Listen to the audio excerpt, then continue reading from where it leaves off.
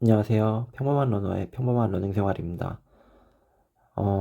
요새 환율이 굉장한 화두죠. 여기에 오늘 재밌는 기사, 그리고 또 우리가 좀 그냥 넘겨서는 안 되는 기사가 있어서 어, 좀 가지고 와봤습니다. 함께 공유하고 대책을 한번 좀 생각을 해보려고 합니다. 우선 헤드라인은 우리나라가 환 리스크 달러 자산이 외환 시장의 20배가 넘는다고 IMF에서 경고를 했습니다. 이게 왜 문제가 되는지 한번 보면은 환 리스크에 노출된 우리나라의 달러 자산 규모가 외환 시장에 비해 과도한 수준이라고 경고가 됐고, 최근 그 환율 상승 압력을 키우는 구조적 배경으로 작용하는 동시에 이게 글로벌 금융시장의 불확실성 국면에서 환율 변동성에 취약할 수 있음을 시사하는 대목입니다.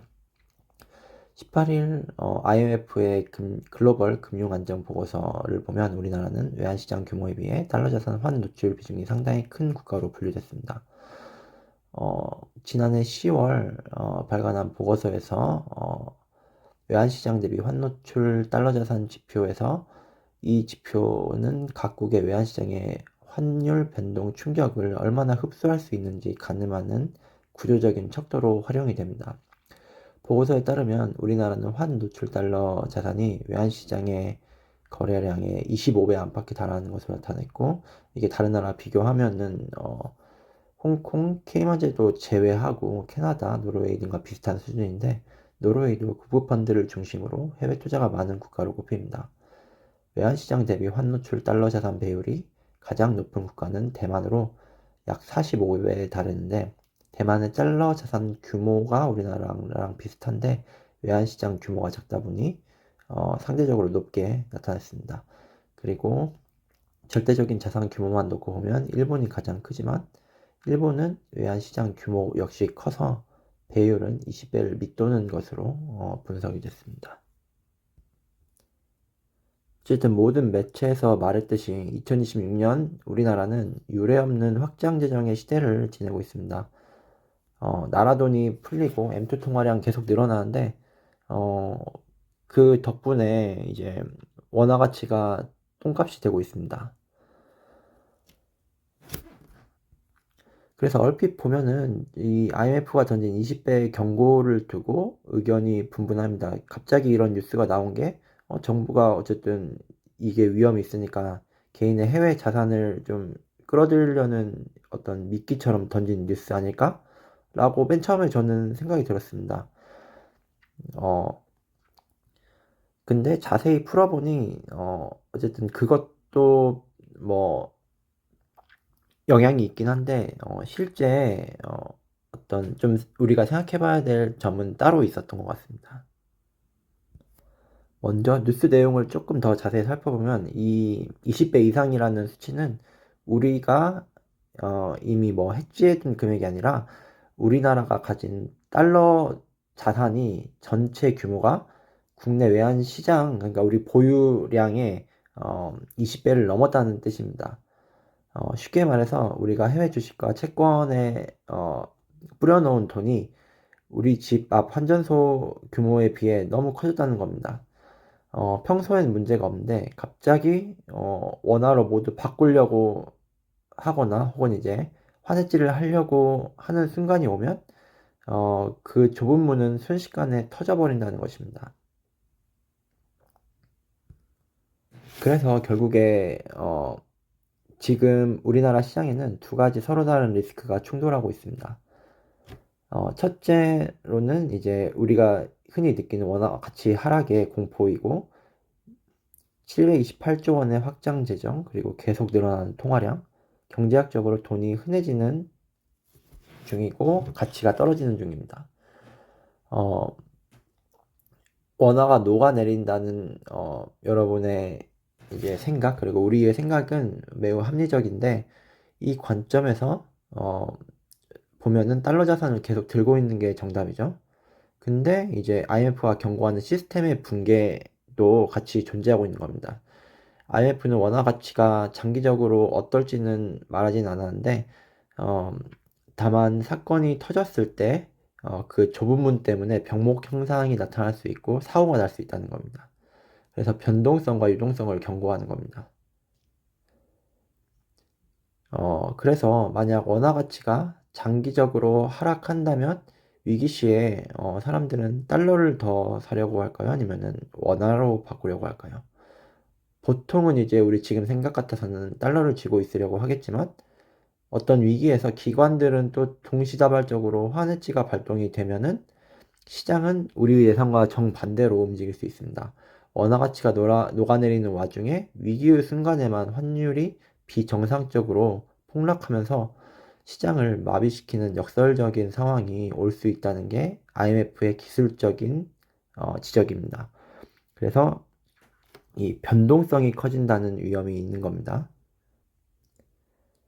그래서 뭐 이 IMF 보고를 이용해서 뭐 뉴스를 내서 좀 지금 개인들이 가지고 있는 그 해외 자산을 계속 원화로 바꾸라고 지금 좀 이야기하고 있는 와중에 좀 정부가 이런 위험성이 있다고 미끼를 던지는 거 아니야라는 의구심을 충분히 가질 수 있습니다. 근데 IMF 보고서는 전 세계를 대상으로 하는 글로벌 금융안정 보고서고 어, 어떤 정부의 편을 들기보다는 한국이 수출 강국에서 자본 투자국으로 체질은 지금 바뀌고 있는데 외환 시장이라는 인프라가 여전히 구식이라는 점을 꼬집은 겁니다. 그래서 그릇의 크기가 자산의 규모를 못 따라가고 있다는 구조적인 고발에 가깝습니다. 그래서 이에 대해 사실 정부도 대응을 하고 있긴 합니다. 네 가지 정도가 있는데 우선은 이 환율에 대해서 그 24시간 완전 개방을 하려고 하고 그래서 2026년 7월부터 외환시장을 24시간 개방을 해서 누구나 자기네 시간대에 원화를 사고 팔게 하겠다는 거고 그리고 해외 기관 해외 금융기관을 국내에 유치해서 국내 은행들만의 리그를 깨고 해외 큰손들을 직접 끌어들이려고 하고 있습니다. 그리고 이게 제일 핵심인데 글로벌 지수에 편입을 시키기 위해 노력하고 있습니다. 글로벌 지수에 편입이 되면 글로벌 펀드들이 기계적으로 우리 국채와 주식을 사야 되는데 그것을 이용해서 녹아내리는 원화 가치를 지탱할 강제적 수요를 만드는 거죠. 그리고 네 번째로는 이제 개인 투자자도 기관처럼 환율 변동을 막을 수 있는 도구, 선물환 등을 쉽게 쓰게 만들겠다는 겁니다.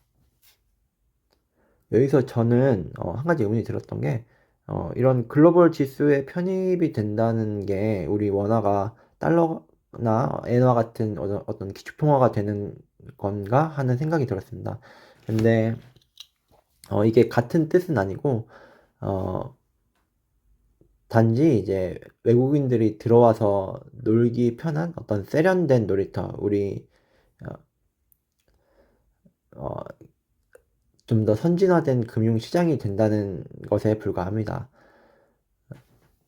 그래서 어떻게 보면 진짜 어떤 환율 방어의 안전판인 한미 통화 스와프라는 비상용 마이너스 통장은 여전히 없는 상태고, 어쨌든 그거 없이 정부는 지수 편입에 지금 목을 매고 있는 상황입니다. 사실 당장 어떤 한미 통화 스와프를 이뤄내기는 힘들죠. 그래서 우리 정부의 힘만으로 할 수 있는 게 결국에는 이렇게 글로벌 지수에 편입이 되고 금융을 선진화시키는 건데 이것으로 인해서 728조의 확장 재정과 앰플 통화량 팽창으로 원화의 신뢰도가 떨어지고 있으니 글로벌 지수라는 간판이라도 달아서 외국 자본을 붙잡아두려는 필사적인 고육지책일 가능성이 높습니다.